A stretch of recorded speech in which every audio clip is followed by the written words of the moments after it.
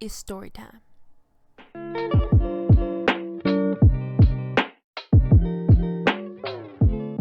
Good morning, YouTube. Unless it's not morning for you, then good afternoon, good evening, good night, whatever time it is for you. Today, I want to start a new series, segment thing, new type of video I want to do, which are story times, which I think will be really fun. I think it's going to be like a shorter video segment. I don't think they'll be as long as some of my other videos are. And if they are, then I talk for a concerningly long time, and I'm very sorry. I really like telling stories. I don't like being the center of attention most of the time in social situations. You probably know that about me. If I'm in a group of people I don't really know that well, I don't like to be the center of attention. If you ask me a question, I'll probably start sweating. But I love telling stories. If someone's like, Sarah, tell that story, that one story, you know which one I mean, I'm like, yeah, I know. I go bonkers, I go wild. That's what I love. I'm probably awful at it. I probably give way too much detail. I probably am over dramatic and exaggerate and don't know how to end it and can't make a point and I'm boring. But I love telling stories. I've tried to film this video 3 times now. This is the 3rd. So let's get into it before I ruin it again. So the story I want to tell today is about, I was probably in grade 4 or 5 at this time, so I'm at a time where I can think for myself. I don't have to believe everything someone tells me. I can discern when someone is supposed to be lying to me. Like, I'm supposed to be able to do all these things. I'm at an age where I should be able to do that. And in reality, thinking about those things, this story should not have happened. I should not be this dumb or this gullible, but I was.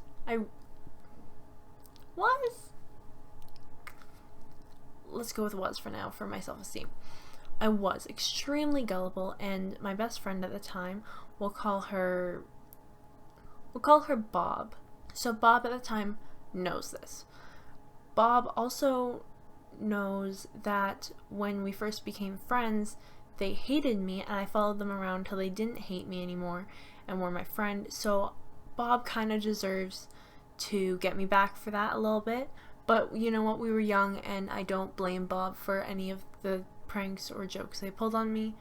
I truly don't. That being said, let's get into the story. So, I'm in grade 4 or 5. Bob's my best friend. Love you, Bob. And outside of our school, there's this woodlot. Now, there's the first woodlot, and there's the second woodlot. The second woodlot, you're not allowed in. Don't ask me why.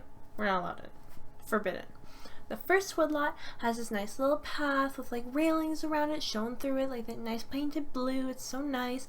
There's like an outdoor learning center in it. It's really nice. You're allowed in it at break time, at recess. It's allowed. It's a nice place to go. So at recess and after school, Bob and I like to go into the first woodlot. And one day, I guess it was like really windy, or we just heard a sound or something, and Bob was like, "Did you hear that?" I was like, "Yeah, obviously, it was loud. Obviously, I just heard that." And Bob is like, I wonder if that was a ghost." And I'm like, "What? A ghost? A ghost?" Because I'm in grade 4 or 5 at this time. I've never had a paranormal experience. Why would I believe in ghosts, right? And Bob goes, "Yeah, well, you know the story about the couple who died in these woods, right?" And I go, "No. I don't know about the couple who died in this first woodlot that where little kids are allowed in. No, I don't know that story. Why do you think I would be in here if I knew that story? Why are you in here?" And so Bob is like, "Yeah, there was this couple who was getting married in these woods because they're nice little woods, got some nice trees, got some nice flowers. Why wouldn't you want to get married in this little first woodlot outside of a school? And someone came and killed them." Now, don't ask me why I didn't question the fact that only the couple died, or that there weren't like more people around, or that this wasn't a story I'd heard before, or that someone just randomly killed this couple on their wedding day, or how my friend found out about this. Don't question why I didn't ask those questions, why I didn't have those concerns at the time. As I said, I was gullible. So she says, yeah, there was this couple who died in these woods on their wedding day. And I'm like, yeah, I believe that. Sure, why not? That's totally believable. And then we hear like the wind or whatever again, and she goes, I bet that's their ghosts. She says, I bet that's their ghost.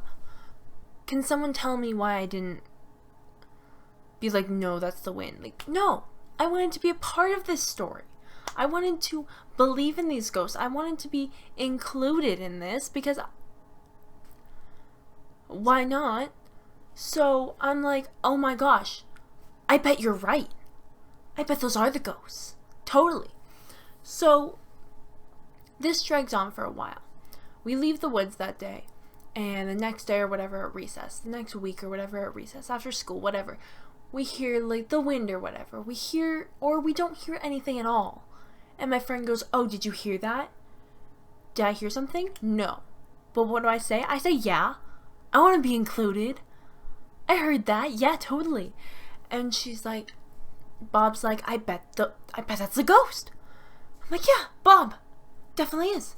And there's all these details about how like Bob sees a little flash of pearls and a blue dress. Don't ask me why a bride was wearing a blue dress, but they were.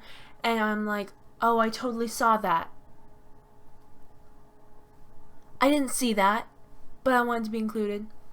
I wanted to be included, Bob. I wanted to be part of this story. I wanted to see the ghosts. So we would talk about the guy in the tux, the girl in the blue dress with the pearls, and hearing them whispering in the woods and wanting their murder to be avenged. Blah, blah, blah, blah, blah. This went on for weeks. That could be exaggerated because I was very little at the time and I don't know how time passes or if I remember this correctly. But this went on for weeks. Bob telling me that I heard the ghosts. I say, I hear the ghosts too. They're there, Bob. I believe you.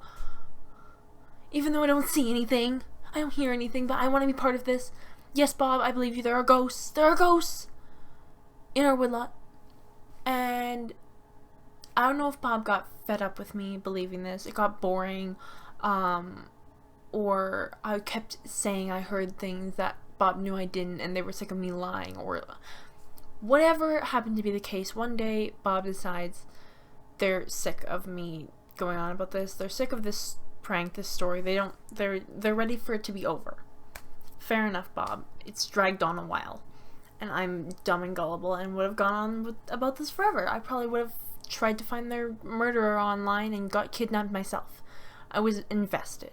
Because I was so invested, this is how that conversation went down. I say something about the ghosts, and Bob looks at me and they say, Sarah, it was a prank. I was lying all those times I said I heard or saw the ghosts. They're not real. I never saw them. This is heartbreaking for grade 4 or 5 me. Heartbreaking. I'm like, you're telling me this whole thing was fake? I was invested in this and it was fake? You're telling me that the ghosts that I so believe in and want to avenge aren't real? So yeah, I was invested, but that's no excuse for what I said in response to that sentence.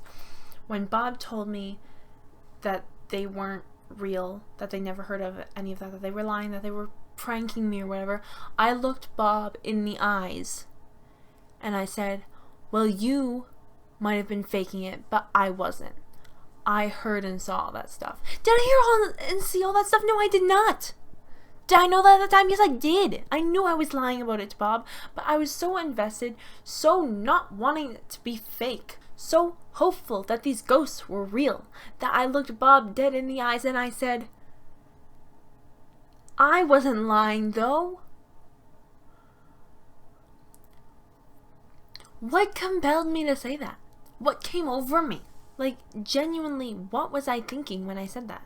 Bob was fairly nice about this. A couple days go by, I don't bring it up, Bob doesn't bring it up, it just fades into our past. We laugh about it now, we're still friends. But yeah, as I said, there are more stories about me and Bob and our great adventures. If just to name a few, they convinced me that they wrote Jar of Hearts by Christina Perry. I got a Batman kite stuck in a tree and they threw a log at it and it came back down and gave them a concussion. We tried to have walkie-talkie conversations at night and I hid it under my pillow to wait till my parents fell asleep and I fell asleep. And just numerous other things. We were dumb kids. I was extremely gullible and Bob was just the friend that everyone needs to harden them up, except they're not a little weenie when they grow up, okay? So that concludes my first story. I hope you found my stupidness entertaining, and I will probably be doing a few more of these. I have a few ideas for them. Hope you enjoyed this video. Like, comment, whatever you feel like doing. Subscribe if you want. You do you, boo, do whatever you want.